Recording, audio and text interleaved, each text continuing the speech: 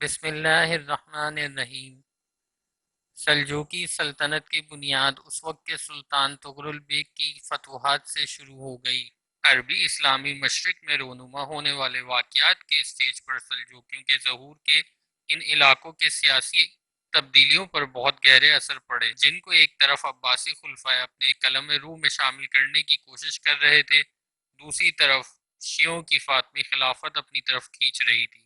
ایسے حالات میں سلجوکیوں نے ایک بہت بڑی ترکی سلطنت کی بنیاد رکھی، جو 5ویں صدی ہجری بمطابق 11ویں صدی عیسوی میں سامنے آئی۔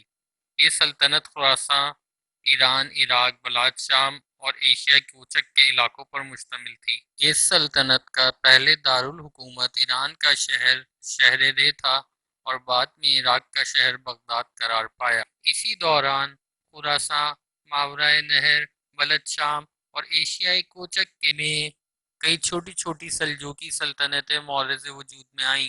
یہ تمام سلطنتیں ایران اور عراق میں سلجوقی سلطان کے تابع تھیں۔ سلجوکیوں نے بغداد کی عباسی خلافت اور اس کے مذہب اہل سنت والجماعت کی خوب مدد کی۔ عباسی خلافت ایک طرف عراق میں شیعہ حکمرانوں کی اور دوسری طرف مصر اور شام میں عبیدی اثر نفوذ کے درمیان گری زوال کے قریب پہنچ چکی تھی۔ سلجوکیوں نے عراق میں شیعہ حکومت کا خاتمہ کیا اور عبیدی خلافت کے سامنے ڈٹ کر کھڑے ہو گئے۔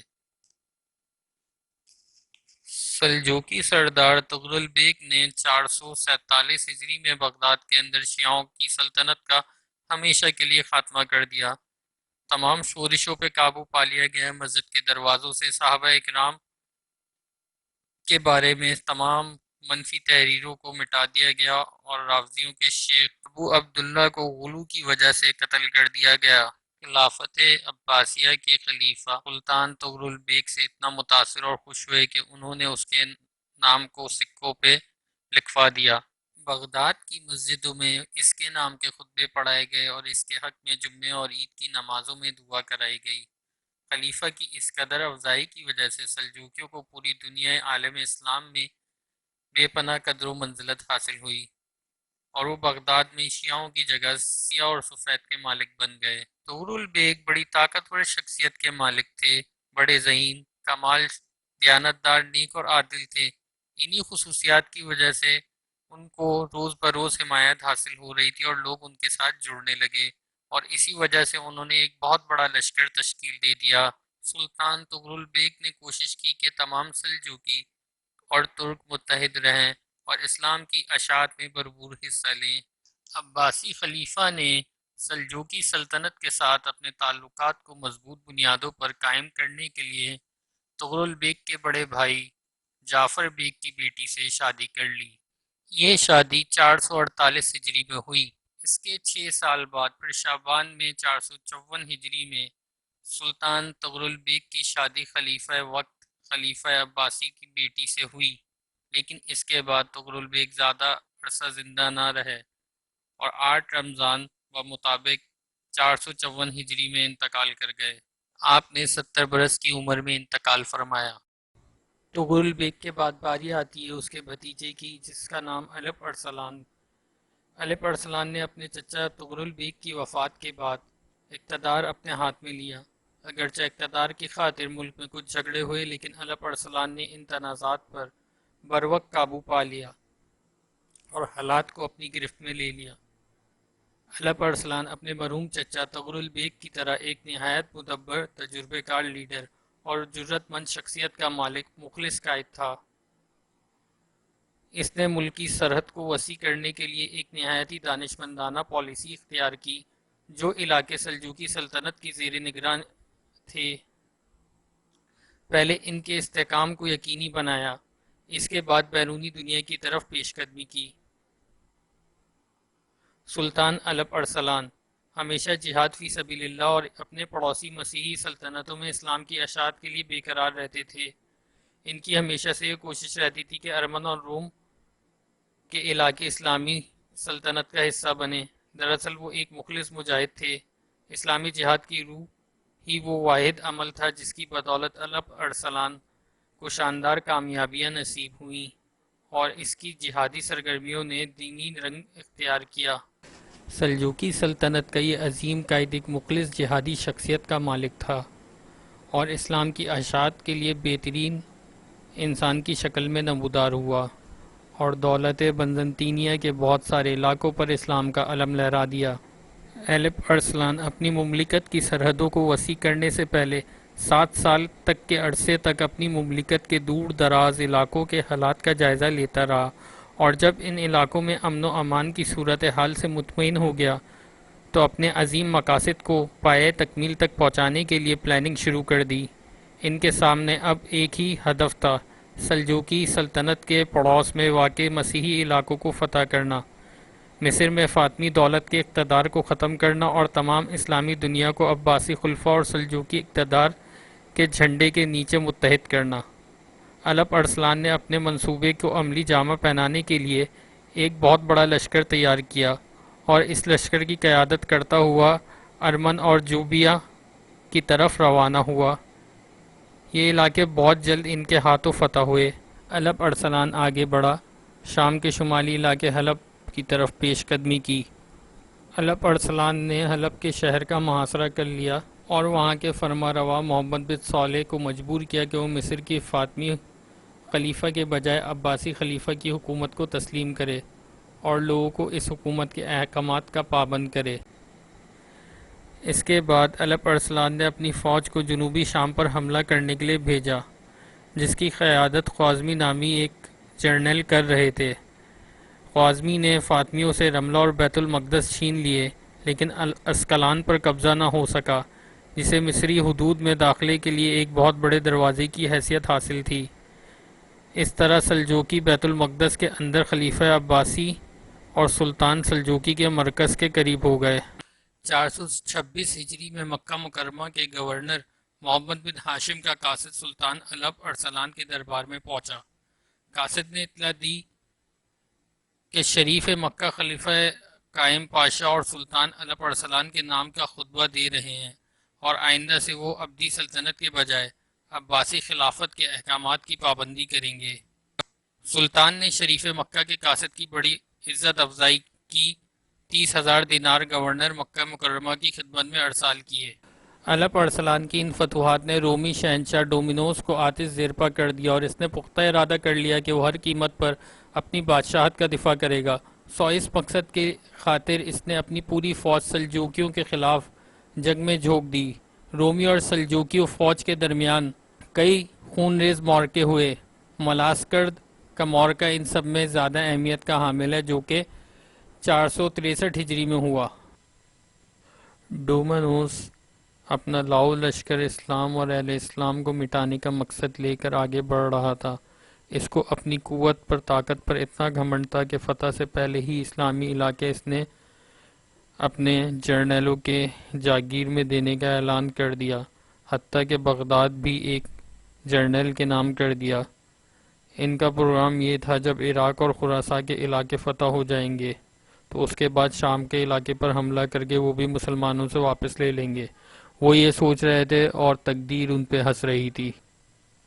ذقت کے مہینے کے ابھی 5 دن باقی تھے۔ رومی فوج کی کثیر تعداد کو دیکھ کر الپ ارسلان کچھ پریشان ہوئے، لیکن ایک عالم دین محمد بن عبد المالک بخاری نے ان کو حوصلہ دیا اور کہا، سلطان محترم، جمعہ شریف کے روز جب خطبہ جمعہ کے خطبے پڑھے جا رہے ہوں اور مجاہدین کے لیے دعائیں مانگی جا رہی ہوں، عین اس وقت دشمن پر حملہ کر دیں۔ اللہ تعالیٰ مسلمانوں کی دعاؤں کے طفیل سلطان کو فتح عطا فرمائیں گے۔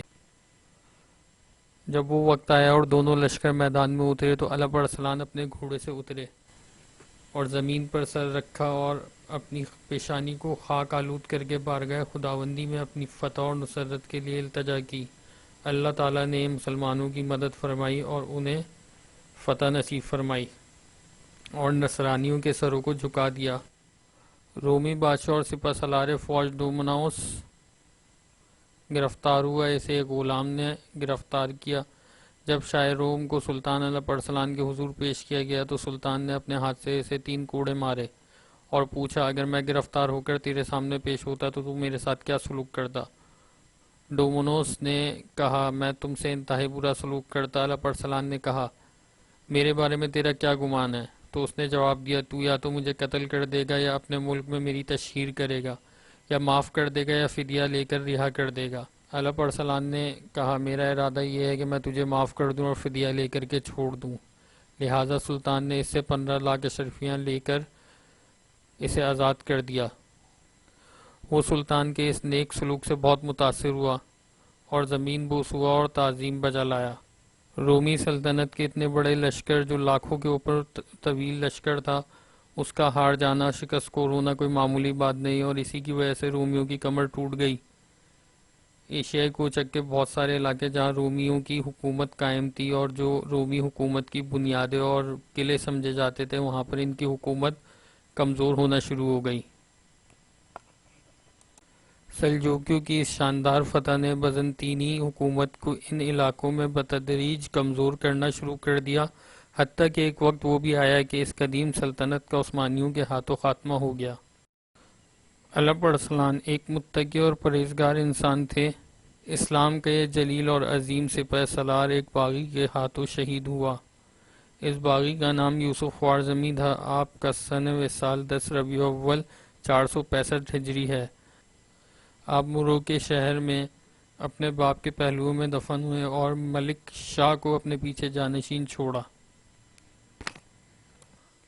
الپ ارسلان کے وصال کے بعد اس کا بیٹا ملک شاہ تخت نشین ہوا۔ آپ کے چچا کاورد بن جعفری، جو کرمان کے سلجوکیوں کے حاکم تھے، انہوں نے آپ کی تخت نشینی کو قبول کرنے سے انکار کر دیا اور خود طالب تخت ہوئے۔ ہمدان کے قریب چچا بھتیجا میں خون ریزی کا مقابلہ ہوا۔ کاورد کو شکست ہوئی اور میدان جنگ میں مارا گیا۔ کرمان کے علاقے پر قبضہ کر کے ملک شاہ نے 465 ہجری میں سلطان شاہ بن الپ ارسلان کو اس علاقے کا حاکم مقرر کر دیا۔ سلطان ملک شاہ سلجوکیوں کے دور میں سلجوکی سلطنت کی بڑی وسعت نصیب ہوئی۔ سلطان ملک شاہ سلجوکی کے دور میں سلجوکیوں کو بڑی وسعت نصیب ہوئی۔ مشرق میں اس سلطنت کی سرحدیں افغانستان تک، مغرب میں ایشیائی کوچک تک اور جنوب میں بلد شام تک جا وسیع ہوئیں۔